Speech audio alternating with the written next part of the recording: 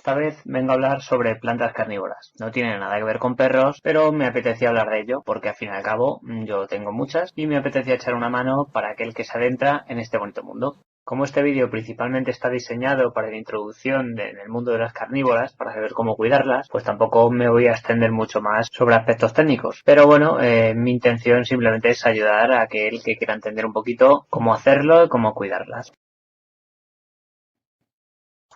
Las plantas carnívoras o insectívoras son una serie de plantas que evolucionaron con una serie de mecanismos, normalmente llamados trampas, para poder suplir las necesidades nutricionales que escasean en los lugares donde éstas suelen encontrarse. Estas trampas atrapan pequeños animales, insectos, artrópodos y protozoos y por medio de unas enzimas digestivas pueden absorber estas necesidades nutricionales. Algunas trampas son pasivas o activas, pero el mecanismo final suele ser el mismo. Normalmente el fin es absorber el nitrógeno que las raíces no son capaces de conseguir.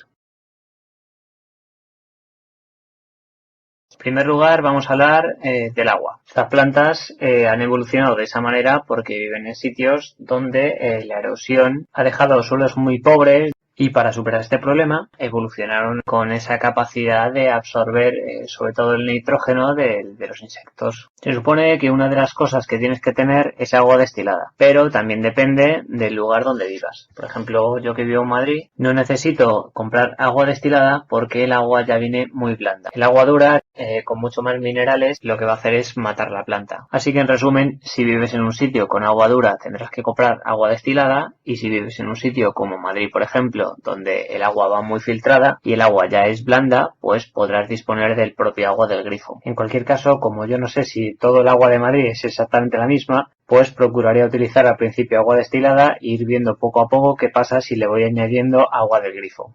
Como plantas especiales que son, pues van a necesitar también arena diferente. No nos vale con utilizar nitrógeno que venga pues de un bote de fertilizante o cualquier historia de estas, sino que lo que necesitamos es que el suelo no contenga minerales. Así que esta pauta se repite tanto en la arena como en el agua. Lo importante es que en las raíces no estén en contacto de sustancias minerales. El tercer factor tan importante como los otros dos es el tema de controlar la cantidad de luz que van a recibir. Por mi experiencia diría que lo idóneo es que estén continuamente recibiendo toda la luz que se pueda. Luz natural me refiero. No importa las horas al día que le den. Lo importante sobre todo es si puede ser que esté filtrada. Para filtrar la luz yo lo que hago es pegar en el cristal un plástico de esos que se utiliza pues para la intimidad de la casa. Por ejemplo, esos que no te permiten que se pueda ver qué hay dentro de una casa. Pues son esos plásticos que se pegan al cristal. Algunos tienen como adornos y otros son pues como los que uso yo que simplemente se ve como borroso. Pues ese tipo de plásticos anulan los rayos ultravioleta y hacen que le pueda estar dando a la planta todo el día el sol directo sin ningún problema porque la planta no se puede quemar.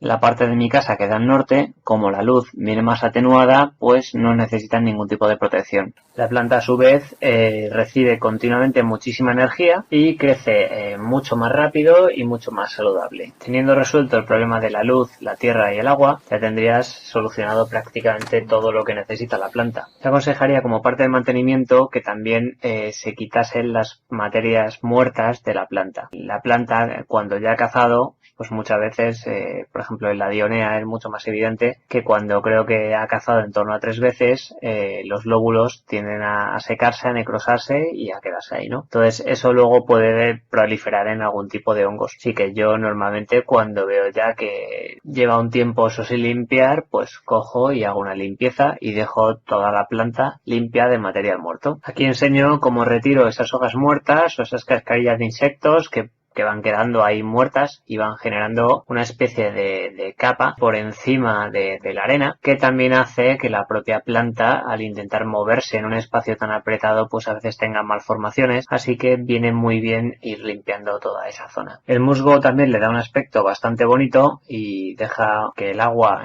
no se evapore tanto, pero tenemos que tener cuidado porque un exceso de musgo puede ahorcar a la planta, así que si vemos mucho musgo sobre todo por al lado de la planta lo retiramos. Cuando retiras hojas que ya no sirven, pues también estás dejando que la planta reciba más energía del sol porque ya no tiene tanto recoveco que se está llevando la luz. Yo cuando ya estoy en faena, pues normalmente también quito las hojas que están en proceso de necrosamiento, o sea, aquellas que se ve que ya se están secando o se están quedando feas. Así pues ya te quitas la cuestión de que a la próxima vez tengas que retirarla. Si ya está empezando ya a morirse la hoja, pues la apartas y dejas nada más que las hojas que se vean muy sanas. Si la planta ya en sí está muy débil, vamos a dejarla tal cual, o en todo caso podemos retirar nada más que las que estén muy secas y necrosadas, y vamos a dejar las que estén a medias porque la planta puede estar aprovechando la propia energía de esa hoja que lo mismo está a medio morirse. Así que en resumen, con la limpieza de la planta lo que tendríamos es una planta más libre de hongos y tendríamos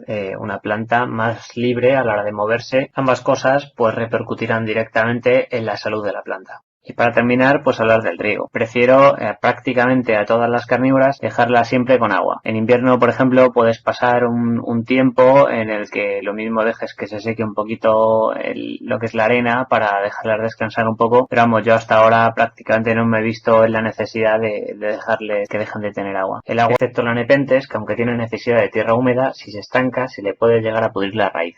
El agua siempre va a estar en la parte de la bandeja, entonces sumergiría la maceta en una bandeja, en un plato, o yo muchas veces utilizo culos de botellas o tapas de portacedes, que me permite pues que pueda sumergirlo unos pocos centímetros en agua. También procuro, pues por ejemplo, si yo sé que no se va a absorber todo ese agua, pues lo mismo echarle un agua suficiente como para que no tenga esa necesidad de estar sumergido siempre, pero que yo siempre estoy pendiente de que la tierra pues tenga color húmedo. Luego tener ese cuidado de que si vemos que la tierra tiene un aspecto de que se está pudriendo o algo así, pues ahí tenemos que tener más cuidado con el exceso de riego. Pero en general yo todo el año las tengo normalmente sumergidas en bandeja con unos centímetros de agua, y con eso a mí al menos me va bastante bien, y en invierno es cuando yo procuro pues dejarle varios días de reposo porque la tierra va a tender a conservar esa humedad. En las plantas que tengo en maceteros grandes, donde hay muchas carnívoras mezcladas, ahí lo que tiendo más es a siempre a tener la tierra humedecida, pero por ejemplo la nepenthes, que no necesita tanta cantidad de agua como una dionea, por ejemplo, como están compartiendo espacio, procuro que no esté continuamente encharcada el agua para que la nepenthes no se pudra y la dionea a la vez pues pueda disponer del agua que necesite. Entonces ahí ya es una cuestión de buscar un punto intermedio, que la tierra esté húmeda, pero a la vez pues que no esté siempre encharcada la tierra. Es una cuestión de que tenga mucha humedad, pero evitando que se quede encharcada para que no se acabe pudriendo. Pero vamos, en resumen, en general el riego es por bandeja.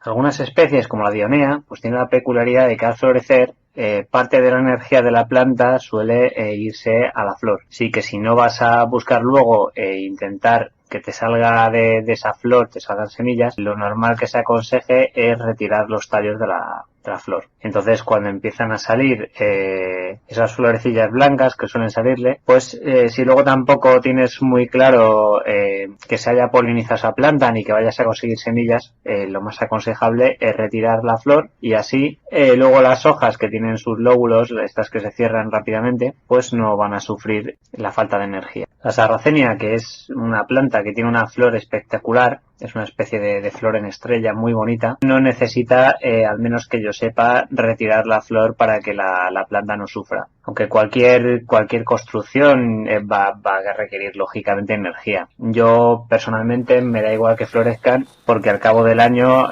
pues han comido muchísimas avispas y muchísimas polillas y todo lo que pasa por mi barrio. Así que no tengo ese problema de estar pensando que va a necesitar energía, porque entiendo que ya ha cazado muchos bichos como para yo estar pensando que le va a debilitar tener una flor. Casi todas las que yo tengo partieron de la misma maceta. Entonces, de una maceta pequeña empecé a coger trozos de cada una de las especies, porque en el tallo normalmente suelen ya duplicarse. Entonces, cuando ya tienen un cierto desarrollo la planta, ves que al lado le sale como otra que es igual, pero a la vez están como pegadas. Pues cuando está suficientemente desarrollada esa división, puedes coger y poner cada trozo en una maceta diferente. Si es una nepenthes, por ejemplo, espérate a que esté bien desarrollada, porque si te pasas de pronto tiende a morirse. La drosera en un momento dado es mucho más sencilla, porque la drosera cuando ya lleva un tiempo que está cómoda o lo lo que sea, o llega la época, pues echa sus flores, y esas flores, si el ambiente es positivo y las flores están sanas y tal, esas flores echarán muchísimas semillas. Curiosamente, sin necesidad siquiera de ser polinizadas. Cuando tú coges esas semillas, que son como una especie de polvillo, la puedes esparcir sobre tierra especial de planta carnívora que esté bien húmeda, y la dejas ahí una temporada, y lo normal es que salgan más droseras. Sí que la drosera, a mi entender, es la más fácil de todas, a nivel de hacerla de que se duplique. No es que las otras realmente sean difíciles, porque todas se duplican muy fácilmente, pero la drosera especialmente echa tanta cantidad de semillas, y a la vez esa semilla pues produce planta, que es bastante sencillo tener nuevas droseras. La Nepenthes pues se duplicaría de una manera bastante sencilla. La cuestión es si te va a quedar una de las partes más fea que la otra. ¿Cómo se duplicaría? Pues uno de los sistemas más sencillos que entiendo yo pues sería coger la planta y partirla en dos. Antes de hacer semejante cosa, como entiendo que la planta puede de algún modo sufrir ese trauma de esa poda radical, que es partirla en dos, aunque nosotros tengamos que dejar varias hojas debajo y otras tantas arriba, y en mitad pues iría el corte, la que ya tiene raíces pues va a quedar bastante dañada. Por lo que tenemos que hacerlo en un momento en el que veamos que la planta está fuerte. O sea, si vemos que la planta pues lleva una temporada que parece que las jarras no llegan a desarrollarse bien, o que tiene un aspecto un poco decaído, o cualquier cosa así, cualquier cosa que nos indique que la planta esté un poquito floja, pues vamos a intentar dejarla en paz y que coja energías hasta que ya pues esté más fuerte, y ahí podemos darnos el capricho de tener dos en vez de una. Yo, para la división en general en todas las plantas carnívoras, tendería a esperar más a que sean ellas las que se están duplicando, antes de estar yo forzando por esquejes o cualquier cosa así, que sé que es lo normal, pero a mí me resulta mucho más natural simplemente cuando ya la planta ha generado otra pequeña planta a su lado, pues recoger esa planta y plantarla en otro sitio. Pero una de las cosas más importantes para saber cuál es su mejor lugar es entender cuando la planta realmente está fuerte. Entonces, estará fuerte pues cuando veamos que, por ejemplo, si es una planta como una sarracenia, podemos tocar el tallo y genera una especie de dureza. Es un tallo que está fuerte, está duro, es como una hoja esbelta o fuerte, y a la vez pues va a tener un color rojizo. Cuanto más rojo y cuanto más intenso sea, la planta normalmente va a estar muchísimo más fuerte. Así que sabemos que está recibiendo lo que necesita de aporte de luz, y en condiciones generales pues está teniendo todo lo que necesita. Si la planta está verdosa, pues lo que nos está indicando es que no le vendría mal un poquito más de luz. Y si la luz es intensa y filtrada, como decía antes, pues no vamos a tener un problema de que se queme, y a la vez la planta se va a poner muy bonita. Pero tenemos el caso de la Nepenthes, que la Nepenthes es verde, no puede cambiar su color, que junto a la ventricularia, que ambas son verdes, son de hoja grande y verde, pues esas no necesitarán tanto aporte de luz. Con la pingícula pues lo mismo, también hay que procurar que tampoco haya un exceso de luz, porque se pueden quemar. Así que las especies que son verdosas vamos a tenderlas a proteger más del exceso de luz, y aquellas que tienen elementos rojos, como pueda ser la drosera, la sarracenia o la dionea, pues las podemos permitir que tengan una exposición muy prolongada a la luz. Aunque en general son especies muy fuertes, vamos a intentar que cuando haga mucho frío o haga un exceso de calor, las metamos dentro. Otra manera de saber que la planta está sana es la capacidad que tenga de generar mucílago. Donde más evidente va a ser el mucílago es en las droseras. Cada vez que la planta sufra un estrés, porque por ejemplo la hemos cambiado de sitio o ha viajado, veremos que el mucílago se pierde. Por ejemplo, si ha habido mucho viento o cualquier cosa así. Entonces, el mucílago nos está indicando que la planta no está pasando por su mejor momento. Cuando tenga su sitio, ya lleva una temporada en su sitio, si empieza a echar mucílago y se pone rojiza, la planta está en un sitio perfecto. Veremos cuando la sarracenia esté muy roja y muy fuerte, que lo normal es que en su boca se genere lo que sería lo que va a atraer a los bichos para que luego caigan en la trampa, que sería también mucílago. Y veremos también cómo en cada lóbulo de la dionea pues se genera también ese poquito de mucílago, que es el que va a atraer a los insectos. Creo que poco más se necesita para tener una planta carnívora en muy buenas condiciones. Otra cosa importante es que el agua que nosotros vamos a echar para el riego nunca caiga sobre ninguna hoja. Siempre o regamos en bandeja, donde la maceta quedará sumergida, o si debemos regar directamente la tierra por cualquier circunstancia, evitamos en lo que se pueda pues que el agua toque la planta. Y ya para terminar, lo último que se necesitaría pues sería dejar que la planta tenga una vida bastante tranquila, que tenga su hueco y no se la ande moviendo ni mareando, y no se le estén activando sus trampas, porque las trampas hacen que la planta pierda tanta energía que puede llegar a morirse. Podemos curiosear un día pues para ver cómo funciona, pero no podemos estar trasteando ni necesita tampoco que la estemos echando de comer. Algo sobre estas sorprendentes plantas. La Dionea, o Venus atrapamoscas, es conocida por ser una planta visiblemente móvil. Dos lóbulos con 6 pelillos sensitivos y unas gotitas azucaradas en los bordes crean este ingenioso mecanismo de la ingeniería botánica. Los pelillos, al ser estimulados, crean una reacción en cadena que envía la presión interna del lóbulo al tallo. Esta liberación de presión hace que los lóbulos se plieguen rápida y fuertemente.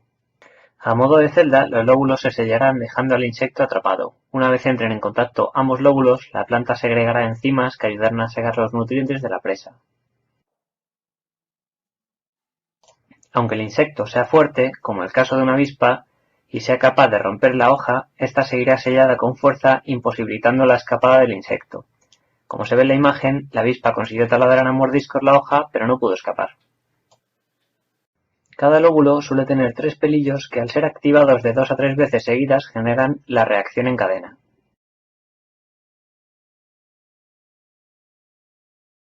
Esta curiosa formación empieza al final de la punta de cada hoja de la nepenthes. Veamos cómo se desarrolla.